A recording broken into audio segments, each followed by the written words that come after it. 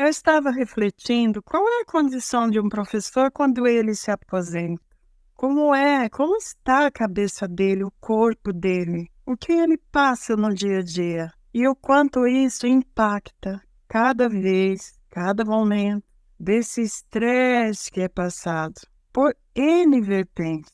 Que a maioria da população ouve em jornais, revistas, e que ele está a todo momento lidando com as fragilidades e com as consequências sociais que são impactadas na escola. Como é que um professor todos os dias lida com crianças que chegam com frio, com fome, doentes ou que são machucadas por alguém? Você precisa organizar, tomar a atitude, ter a orientação para que aquela criança possa ser encaminhada e feito todos os trâmites legais. E isso dentro de uma sala de 40 crianças, em que você vai tomando todas as providências com todos. Não há um momento para que você pare e faça isso. É no andamento do dia a dia, e o professor, ele não lida só com a criança quando ela está ali. Nós vivemos com a criança 24 horas por dia. Sabe por quê? Porque quando vamos para casa, começamos a refletir como é que nós tratamos aquele caso. Foi a contento? Por que aquela criança está sofrendo? E pasmo.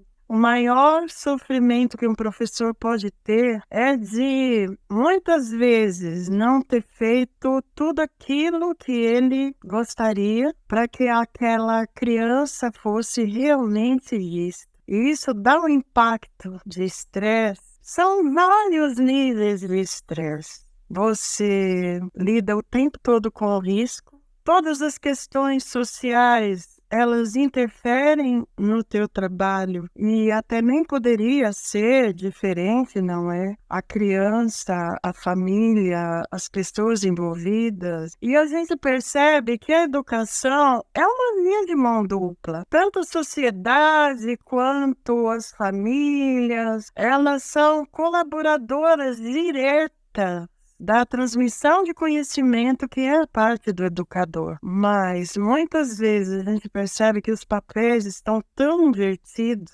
que acaba por impactar demais o estresse que esse professor recebe durante todo o tempo que ele dá aula. Quando você se aposenta, você tem um cansaço, é um cansaço mental muito grande. Nem imaginar como você ultrapassou tudo aquilo, como você viveu tudo aquilo. E são muitas angústias que permanecem. E você muitas vezes ouve relatos de amigas, como eu mesmo tive, né, duas amigas que morreram em sala de aula. Elas tiveram AVC, elas faleceram. E já tive também 3 amigas, elas logo depois que se aposentaram, elas morreram. Então, nós temos um nível de estresse muito alto em relação às outras profissões. E eu não sei se você está iniciando na carreira ou se você já está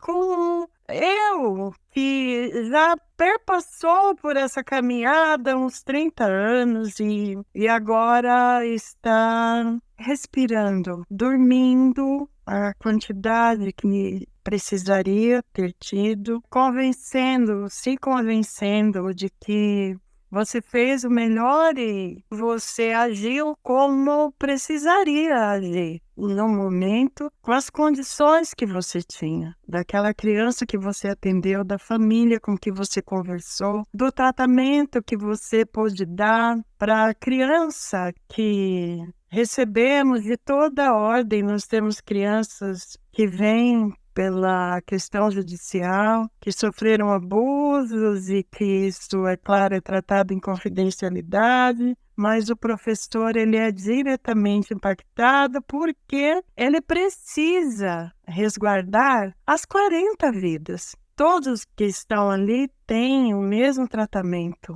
E precisa ter. E nós recebemos crianças com todo amor e carinho também, que são especiais. Muitas vezes, dentro dessas 35, 40, você ainda tem aquela criança, não é? Que com muita alegria todos cuidam, ajudam a cuidar. E as crianças são muito solícitas a isso, mas que você sabe que ele precisa muito de você. Eu já tive muitos alunos. Eu falo com alegria porque me trouxeram também muita coisa boa de ver a evolução de crianças que entraram na escola, não comiam sozinhas, não iam ao banheiro sozinhas, e na convivência e na socialização foram muito bem, outras que a gente não conseguiu tanta coisa, mas eu tenho certeza que ele levou na vida dele aquela experiência positiva. Isso traz também muita coisa boa, embora a intensidade do resguardar todas as vidas com segurança, com zelo, isso impacta muito, muito, muito o nível de estresse de que um professor precisa ter. Mas nós já chegamos a ter um nível de estresse sendo o segundo lugar. O primeiro lugar era do piloto e o segundo lugar era do professor. Isso tem,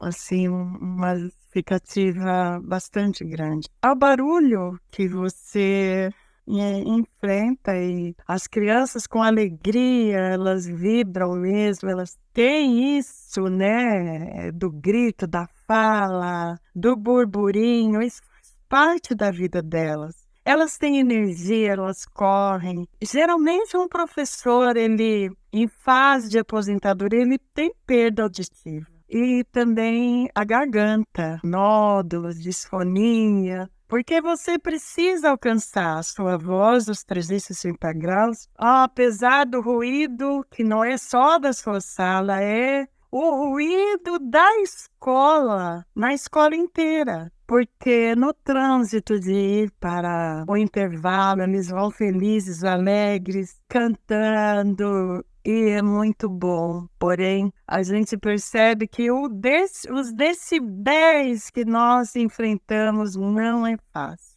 E a gente perpassa pela condição também de quando fazermos as contas para fazermos os tratamentos que necessitaríamos, a gente chega na logística de que não vai dar. Você precisa fazer o seu possível, viver com as suas possibilidades, e até mesmo depois de aposentada, eu nunca entendi o imposto de renda de um professor que de renda não tem nada. Também o professor, ele é descontado 28% do imposto de renda. Também temos outras leis que mesmo depois de aposentado, continuamos pagando outros impostos no nosso contra-cheque, que já nem deveríamos mais, porque já contribuímos esse período todo. Então, é uma coisa que impacta muito o salário, muito, muito, muito.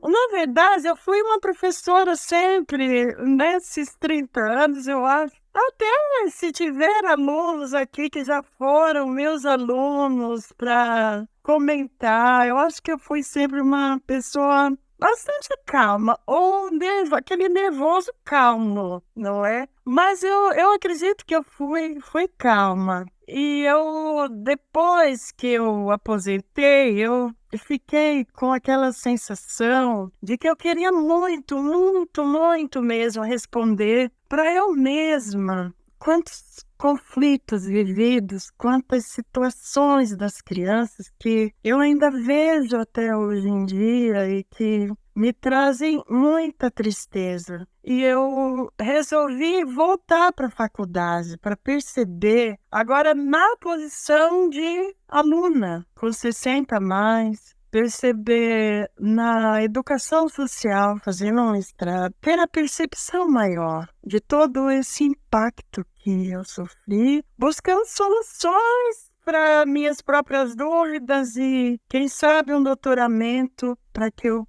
possa cada vez mais responder essas lacunas que ficaram dentro de mim. É uma questão mesmo de foro íntimo. Eu queria deixar uma mensagem às pessoas, aos responsáveis, a toda a comunidade, a sociedade. Cuide daquele que você quer educar. Faça da vida dele sempre o êxito que ele possa ter no maior desenvolvimento das suas capacidades. Tanto ao professor quanto aqueles que acompanham, porque todas as crianças são muito despertas, inteligentes, elas sempre têm o que devolver e o que muitas vezes nos deixa escapar. Incentivar é cuidar um dos outros, é cuidar do professor, é cuidar do seu ente querido, é fazer com que essa criança ela sinta a sua plenitude. Cuide daquele que você quer educar. Faça da vida dele sempre o êxito que ele possa ter no maior desenvolvimento das suas capacidades. Tanto ao professor quanto aqueles que acompanham, porque todas as crianças são muito despertas, inteligentes, elas sempre têm o que devolver e o que